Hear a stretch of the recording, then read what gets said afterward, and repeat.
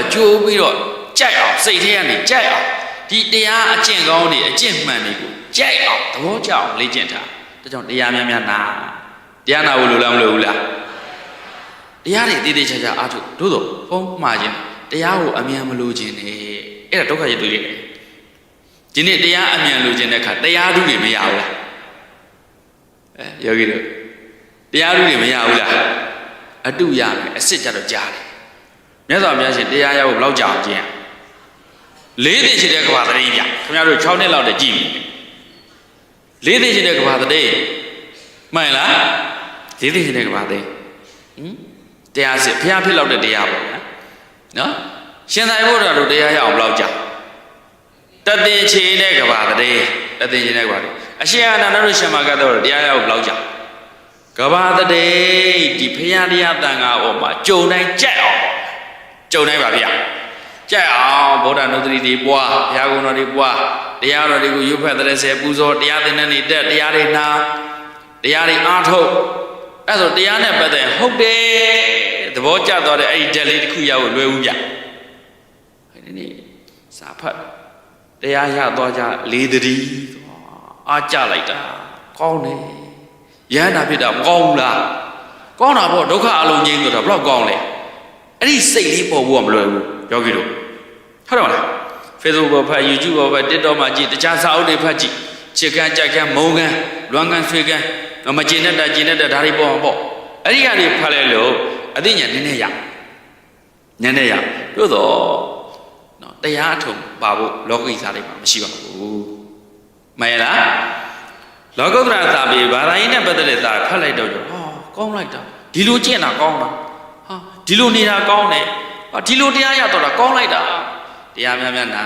တရားသာတွေများများဖတ်တရားသင်တဲ့တက်ဖို့မပြင်းနဲ့တရားမှာ shortcut မရှိဘူးကွန်ပျူတာက shortcut ရှိတာတရားမှာဖြတ်လန်းရှိလားကိုယ်ွယ်မှုမှားသွားတယ်နော်သဘောလားနော်စိကတ်တာလွဲရင်ကိုယ်ကိုယ်တာလည်းလွဲတတ်တယ်နော်စိကတ်တာလွဲစိကတ်တယ်ဆိုတော့ဘာလို့ချက်ကတ်တာ approach လုပ်တာဆရာသမားတွေချက်ကတ်ဒီဆရာတော်အဖွဲ့တွေအများကြီးရတာဘေးဝင်သားတိပိဋက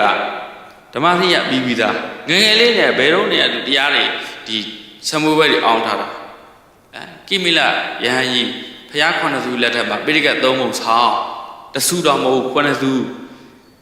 ပိဋက3ပုံဆောင်ပြီးအကျင့်အမကောင်းတော့ဖျားတရားတွေတောင်းမြောက်ပြောဗလိမ့်လဲလျှောက်ပြောလိုက်တာငါးပြိတ္တာကြီးဖြစ်နေတယ်ပိဋကဆောင်ဆိုတိုင်းလဲအကျင့်ကဆောင်ညီမဆောင်တာဒါကြောင့် approach လုပ်တာစိကတ်တာမှန်ဖို့အရေးကြီးတယ်အဲ့တော့ကိုးကွယ်ဖို့စိကတ်မယ်ဆိုရင်ဘယ်လိုတရားပေးတယ်လဲအလွယ်ပေးသလားပြရောပေးသလားတရားကိုစာနဲ့ပြီးနဲ့ကြိုက်ပြီးကြာနတ်နော်အိန္ဒိယောပါညာထိတ်တဲ့အောင်ကြာနတ်တေချာသင်ပေးသလားဆိုတဲ့ဆရာမျိုးရှာပြီးတော့ချင်းကပ်ရတယ်စိကတ်အဲ့ဒါမှကိုးကွယ်မှုလဲမှန်စိကတ်မှုလဲမှန်ပြီးတရားနဲ့တွေ့တာဗျသဘောပေါက်ရဲ့လား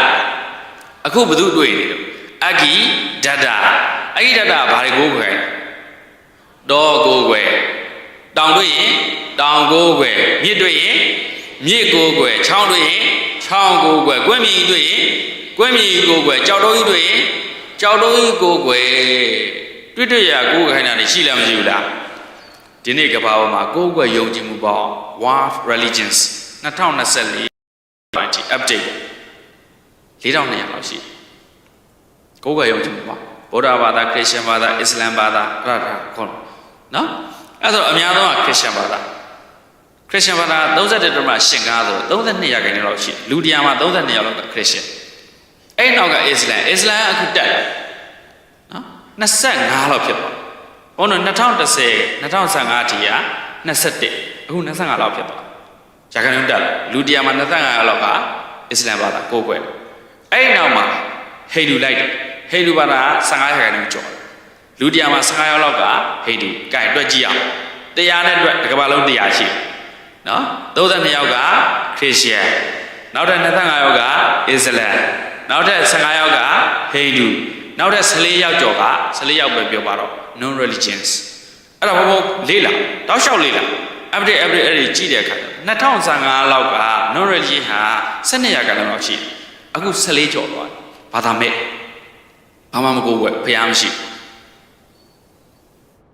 ကြောက်စရာတော်တော်ကောင်းတယ်ဖះရှိတဲ့သူကမှဟိန္ဒူဖះကောင်းတဲ့ဟာလေးတွေသူတို့ဆရာသုံးမတာလေးတွေကြံအောင်မယ်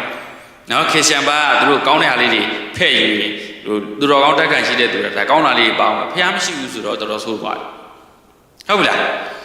ဒီနေ့ခေတ်ကြတော့ခုန AI ကိုဖះလို့ကိုးကွယ်ကြတော့အကုန်လုံးလေလွဲနေတာကိုဗျလွဲနေတာဒါပေမဲ့ဖြီးမှန်ပြန်မှန်လို့သူတို့မသိဘူးသူတို့မှငကိုးနဲ့အတိအခြေခံမရှိဘူး